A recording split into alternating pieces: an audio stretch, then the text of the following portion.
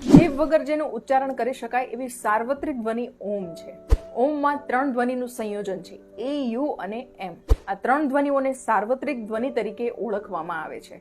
એ, you અને એમ સિવાયના તમારી પાસે બીજા કોઈ અવાજ નથી કે જે તમારી જીભનો ઉપયોગ કર્યા વગર બોલી શકાય. જે બોલી શકતા નથી તે પણ ઓમ બોલી શકે છે, કારણ કે તેમાં જીભની કોઈ જ ભૂમિકા નથી. ઓમની ધ્વનિ એક કુદરતીની મૂળભૂત ધ્વનિ છે. કુદરતના સંશોધન થયેલા નાનામાં નાના અણુ એટલે કે મોલેક્યુલ્સનું વાઇબ્રેશન પણ ઓમની ધ્વનિના વાઇબ્રેશનને મળતું આવે છે. હવે રહી મહત્વની વાત, ફાયદાની વાત અને ઉપયોગની વાત. ઓમનું ઉચ્ચારણ કરવાથી શરીરને 12 મહત્વના ફાયદા થાય છે, તે પણ મફતમાં. ઓમના જાપથી ગળામાં વાઇબ્રેશન થવાથી થાઇરોઇડ પ્રોબ્લેમ દૂર થાય છે. ઓમના જાપથી ગભરામણ જેવી સમસ્યા દૂર થાય છે. ઓમના જાપથી માનસિક શાંતિ, સ્ટ્રેસ અને ટેન્શનમાંથી કાયમી મુક્તિ મળે છે. ઓમના જાપથી બોડીમાં બ્લડ સર્ક્યુલેશન યોગ્ય રીતે થાય છે. ઓમના જાપથી બ્લડ પ્રેશર નોર્મલ રહે છે, જેથી હાર્ટ એટેકથી બચી શકાય છે.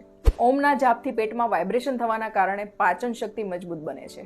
ઓમના જાપથી ફેફસાને વધારે ઓક્સિજન મળવાથી એનર્જી સારી મળે છે. ઓમના જાપથી થાક દૂર થાય છે, જેથી હંમેશા ફ્રેશનેસનો અનુભવ થાય છે. સૂતા પહેલા ઓમનું ઉચ્ચારણ કરવાથી ઊંઘ તરત અને સારી આવે છે. ઓમના જાપથી શરીરમાં ફેફસાની ક્ષમતામાં વધારો થવાથી બોડીમાં ઓક્સિજન વધારે મળે છે.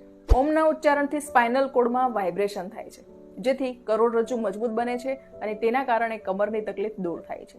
ઓમના ઉચ્ચારણથી બ્રેઇનમાં વાઇબ્રેશન થવાથી એકાગ્રતા વધે છે અને માઇન્ડ પાવર વધે છે. નિયમિત રીતે ફક્ત 10 મિનિટ ઊંડા શ્વાસ લઈને ઓમનું ઉચ્ચારણ કરશો તો મોટી હોસ્પિટલમાં ઓક્સિજનના બાટલા નહીં ચડાવવા પડે.